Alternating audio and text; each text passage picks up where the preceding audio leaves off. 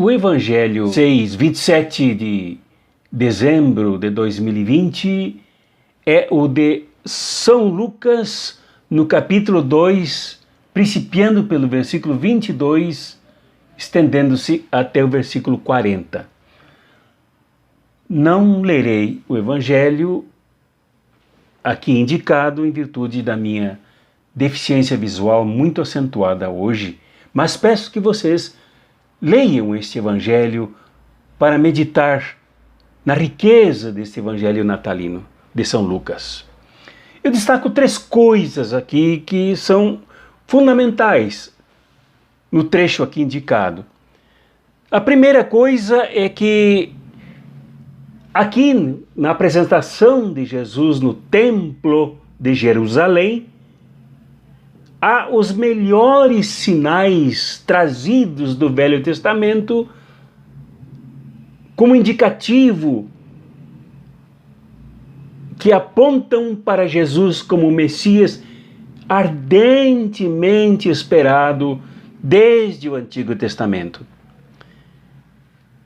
A lei que aqui é traduzida como lei para os pobres. Os pobres de Yahvé, os Anauim, como é o caso de Maria, José e Jesus, que não ofertam novilhos, não ofertam animais caros, mas pombinhos, como indica a lei e sinaliza a condição econômica e social de José, de Maria e de Jesus, que eram pobres.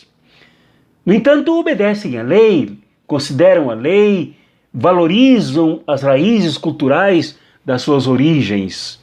É fundamental indicarmos isso como a afirmação do Deus que se faz carne, do Deus que se faz homem, do Deus que se faz humanidade numa cultura densamente humana.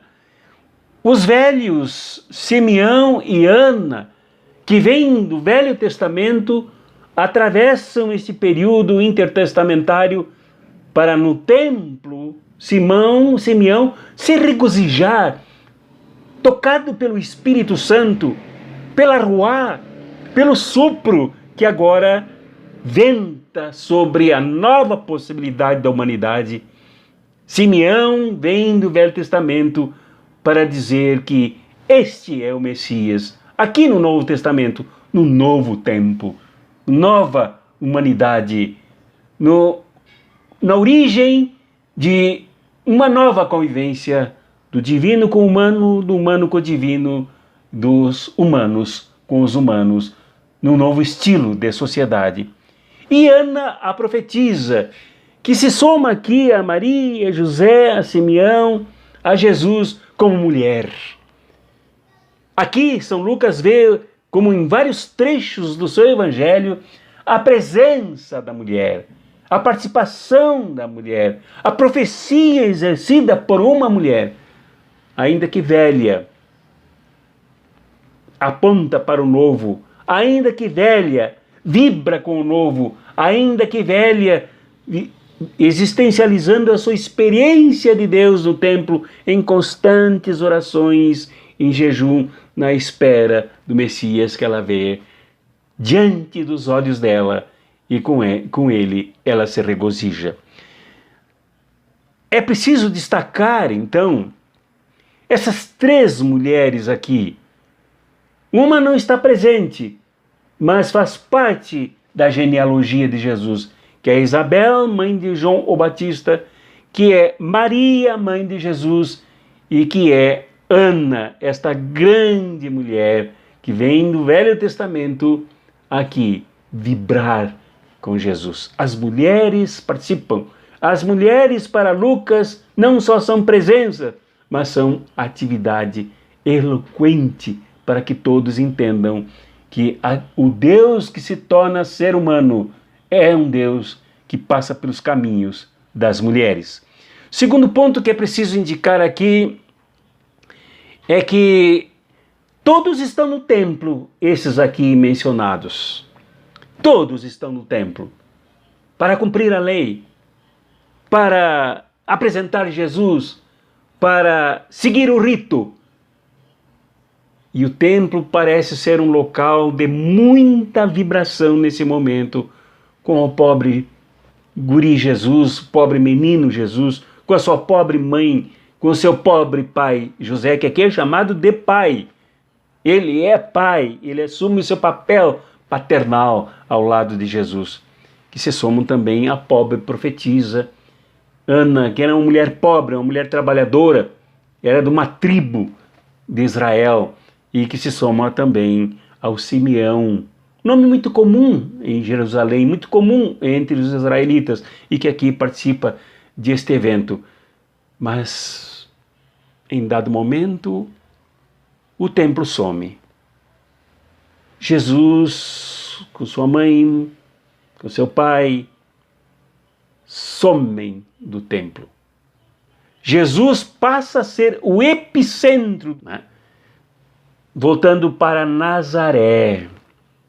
Nazaré passa a ser o centro, onde muito bem diz Lucas que Jesus crescia em estatura, em graça e em sabedoria. Mas em Nazaré, a cidade de pobres, uma cidade de carpinteiros, uma cidade usada pelos seus morros para crucificar sediciosos, uma cidade, e o texto também, de certa forma, insinua isso, cidade de muitas contradições, com a presença da espada para atravessar as vidas de muitos que lutavam para sair dessa situação sombria, nebulosa e opressiva.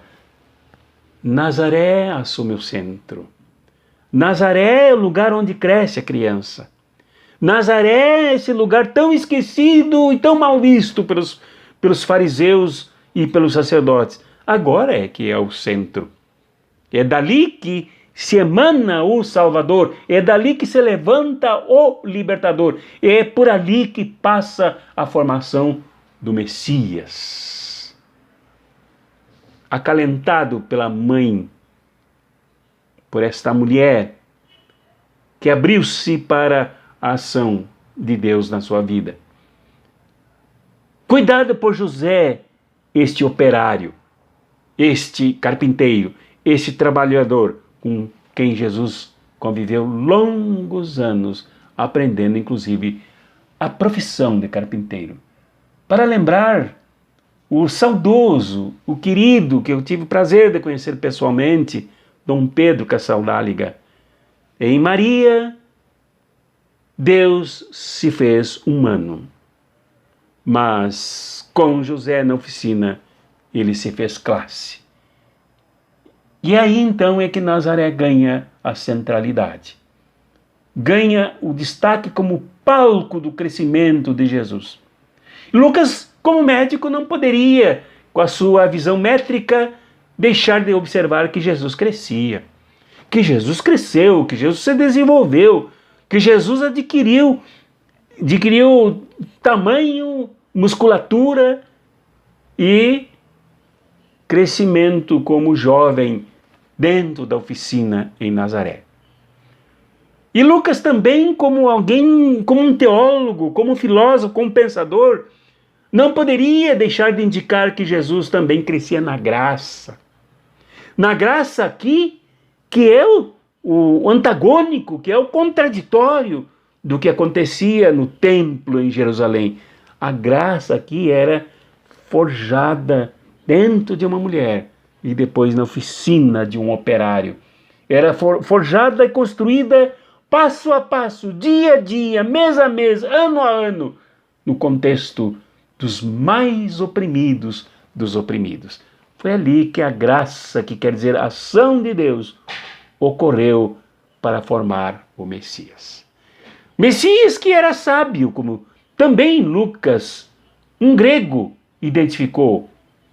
A palavra sophos em grego, sabedoria. Ele era sábio, ele cresceu em sabedoria. Então Jesus não era um qualquer, um analfabeto, como muitos querem indicar, mas alguém que construiu sabedoria, alguém que estudou a tradição do seu povo, alguém que conseguiu entender a situação contraditória do seu povo e construiu a sabedoria para ser Messias, e assim foi reconhecido, tanto no templo mais tarde, como Lucas identificará, no embate com os fariseus, tanto quanto também nas missões. Ele teve que enfrentar as armadilhas dos fariseus com tremenda sabedoria, sabedoria indiscutível, com uma lógica indesmontável, imbatível, porque Jesus era sábio. Então o Messias a quem nós seguimos é periférico. O Messias a quem seguimos era cheio de graça. Era ele mesmo a graça de Deus. O Messias a quem seguimos tinha lado, era carpinteiro, era operário. Tinha classe, a sua classe era a classe trabalhadora. Tinha uma família, a sua família era feita de pobres e não de orgulhosos, dos poderosos, como cantara Maria antes, que serão derrubados os seus tronos, mas dos humildes para serem elevados, como cantou Maria. É isso que nos faz ser cristãos e cristãs, se seguirmos por esta indicação de São Lucas, de reconhecermos que Jesus não era lá do templo, só foi apresentado para seguir a tradição, para alimentar as suas raízes judaico-palestinas, as raízes da história do seu povo. Mas Jesus era de Nazaré, Jesus era nazareno, Jesus era galileu, como todos nós devemos ser, na condição de pertencimento a um lado da história, a um lado da engrenagem toda que movimenta a história, que é esse conflito de classes, identificado aqui, leiam por favor, leiam São Lucas, identificado no próprio texto aqui, nesse trecho do Evangelho de Lucas, como Jesus que haveria de trazer contradição, que haveria de despertar os piores sentimentos humanos presentes na sua sociedade. Está aqui, é Simeão que canta isso ao apresentar Jesus com o Messias nos seus braços, como nos nossos braços deve estar a causa de Jesus, como em nós deve estar a causa de Jesus. Se foram Simeão, Ana, Maria e José, mas fica o Cristo vivo, ativo, libertador, cheio de graça e de sabedoria a atuar nas nossas vidas. Este é o grande apelo nesse momento de trevas, nesse momento sombrio, nesse momento de índice enorme de mortalidade, nesse momento de contaminação, não somente por um vírus, mas contaminação do que há de pior nos sentimentos humanos, na espécie humana, e que deverá ela mesma se libertar de tudo isto.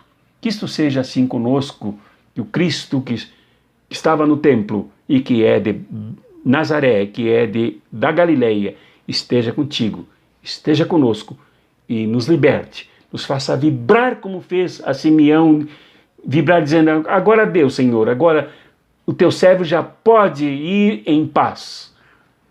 Os meus olhos já viram o Messias. Que esse seja o nosso encantamento pelo Libertador. Que isso nos entusiasme.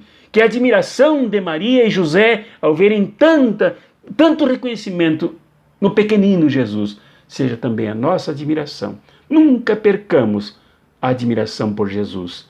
Seguirmos o projeto dele para as nossas vidas, mas não só para as nossas vidas. Para nossas famílias, mas não somente para nossas famílias, mas sobretudo para a humanidade inteira. Em nome do Pai, do Filho e do Espírito Santo. Amém.